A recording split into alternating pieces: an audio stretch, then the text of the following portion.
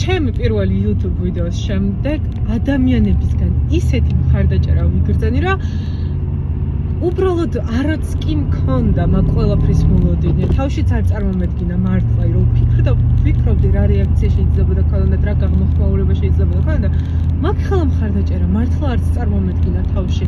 გარდა იმისა, რომ კომენტარებში ან თითქმის არ მოიძებნება ადამიანი, რომელიც რაღაცას უარყოფითად წერს და ყველა გულშემატკივრობს და პირიქით ყველა ძალიან სამოტივაციო რაღაცებს მიწერს, პირადში ადამიანებმა მომწერეს და განა უბრალოდ გამამხნევეს, ანუ პირდაპირ დახმარება შევამთავაზეს. პირდაპირ ერთმა ადამიანმა საერთოდ ფონდებზე ძრავის ხელოსანი ვიცი, რომელიც ძალიან კარგია და შენ თუ ვერ შეძლება მანქანის მოყოლას ამ დღეებში, სანამ გადაადგილების პრობლემას მოაგვარებ ამ ავტომობილისაზე, მოვალთო იმ ხელოსანსაც წამოვიყვანო და ადგილზე ვნახავთ რა მდგომარეობაო, რა ძრავთან დაკავშირებითო, რასაც შევძლებთო და გაყვირვებული ვიყავი, მართლა ძალიან გაყვირვებული ვიყავი.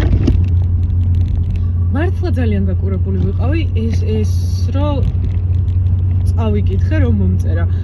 დღეს კიდევ ჩემო მეზობელმა მომწერა, რომელსაც აქვს გარაჟი და მუშაობს სათუნუქეზე და სამღებრო სამუშაოებზე, რომ მე დაგეხმარებიო 92-ის მოხდვაშიო და არ ვიცი, ანუ შეიძლება არ ვიცი, ვისაც გააქვთ YouTube და გიწყებთ რაღაცა პირდაპირ ესეთი დახმარებები მიგიღიათ და ნორმალური არის ეს, მაგრამ მე საერთოდ არ მქონდა ასეთი მოლოდინი. მართლა არ მქონდა ამ ხელა მხარდაჭერის მოლოდინი, რომ პირდაპირ ადამიანები მთავაზობენ კონკრეტულ საკითხში დახმარებას.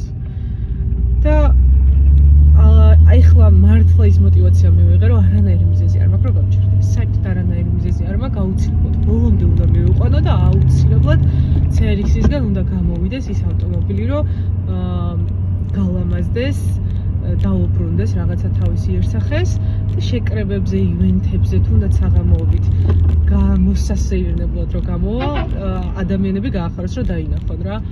მართლა არანაირი მიზეზი აღარ მაქვს, რომ რამეზე უკან დავიხიო და აუცილებლად გავახორციელებ მაგ პროექტს.